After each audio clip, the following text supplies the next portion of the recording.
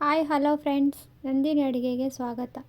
ನಾವಿವತ್ತು lunch ಬಾಕ್ಸಿಗೆ perfect ಆಗಿರೋ, ಮಕ್ಕಳು ಕೂಡ ತುಂಬ ಇಷ್ಟಪಟ್ಟು ತಿನ್ನೋ ರೀತಿಲಿ ಮಾಡಿದ್ದೀನಿ. ಹೆಲ್ದಿ ಆಗಿರೋ ಪುದೀನ ರೈಸ್ ಮಾಡ್ತಾಯಿದ್ದೀನಿ ಇವತ್ತು ನಾನು. ಬನ್ನಿ ರೆಸಿಪಿನ ನೋಡ್ಕೊಂಬರೋಣ.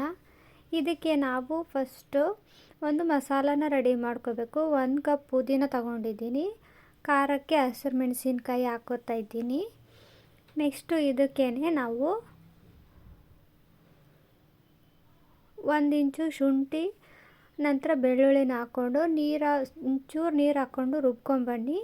ಈಗ ಒಲೆನ ಹಚ್ಕೊಂಡ್ಬಿಟ್ಟು ಬಾಣಲಿ ಇಟ್ಕೊಳ್ಳಿ. ಬಾಣಲಿ ಕಾದ ನಂತರ ಇದಕ್ಕೆ ಒಂದು 3 ಟೇಬಲ್ ಸ್ಪೂನು ಎಣ್ಣೆನ ಹಾಕ್ಕೊಳ್ಳಿ. ಎಣ್ಣೆ ಕಾದ ನಂತರ ಒಂದು ಸ್ವಲ್ಪ ಶೇಂಗಾನ ಹಾಕ್ಕೊಳ್ಳಿ. ಉದ್ದಿನಬೇಳೆ, ಒಂದು 5ರಿಂದ 6 ಗೋಡಂಬಿನ ಹಾಕೋತಾ ಇದ್ದೀನಿ. ನಿಮಗೆ ಗೋಡಂಬಿ ಬೇಡ ಅಂತ ಅನಿಸಿದರೆ ಸ್ಕಿಪ್ ಮಾಡ್ಕೋಬೋದು.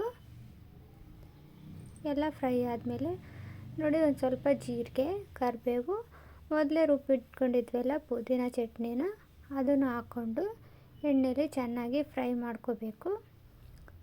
ಪುದೀನದ್ದು ಹಸಿ ಸ್ಮೆಲ್ಲು ಹೋಗೋ ತನಕ ಒಂದು 2 ನಿಮಿಷ ಚೆನ್ನಾಗಿ ಫ್ರೈ ಮಾಡ್ಕೊಳ್ಳಿ ಎಣ್ಣೆಲಿ.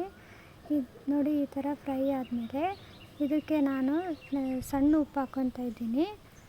ಅಂದರೆ ದೊಡ್ಡಪ್ಪನ್ನೇ ಅರ್ಬಿಟ್ಟು ಹಾಕೋತಾ ಇದ್ದೀನಿ.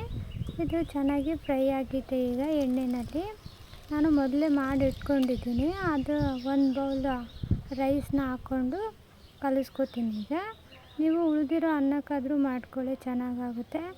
ಅಥವಾ ಲಂಚ್ ಬಾಕ್ಸಿಗೆ ಬೇಕು ಅಂತಂದರೆ ಬಿಸಿಯಾಗಿ ಅನ್ನನ ರೆಡಿ ಮಾಡಿಕೊಂಡು ಕಲಿಸ್ಕೊಂಡ್ರೆ ಮಕ್ಕಳು ತುಂಬ ಇಷ್ಟಪಡ್ತೀನಿ. ನಮ್ಮನೇಲಂತೂ ಎಲ್ಲರೂ ತುಂಬ ಇಷ್ಟಪಡ್ತಿದ್ರು. ನೀವು ಒಮ್ಮೆ ಟ್ರೈ ಮಾಡಿ. Thank you for watching.